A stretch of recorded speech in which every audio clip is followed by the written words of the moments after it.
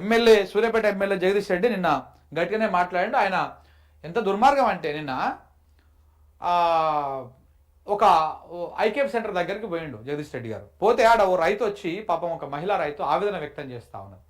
Sir మేము ఇట్లా మా ఒడ్లు కొంటలేరు అని చెప్పేసి ఒక ఆయన ఎవరు వస్తే కొంత గట్టిగా మాట్లాడితే ఆయన మా మీద కేసు పెడితే పోలీసు వాళ్ళు తీసుకుపోయి మా వాళ్ళని చిత్రహింసలు పెడుతున్నారు, రోజు స్టేషన్లో కూర్చోబెట్టి ఇబ్బందులకు గురి చేస్తున్నారు అంటే ఆయన ఫోన్ చేసిండు ఎస్పీకి.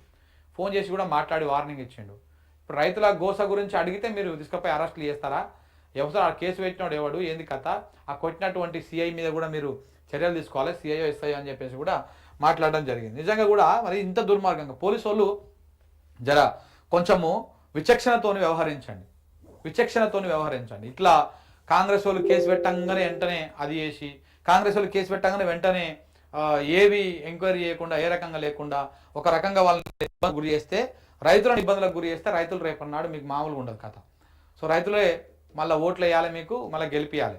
ఈ పార్టీకి ఓట్లు వేసేటువంటి పరిస్థితులు రేపు ప్రభుత్వాలు మారిన తర్వాత ఈ పోలీసు వాళ్ళకు మళ్ళీ లేనిపోని ఇబ్బందులు వస్తాయి. దయచేసి అర్థం చేసుకోరు.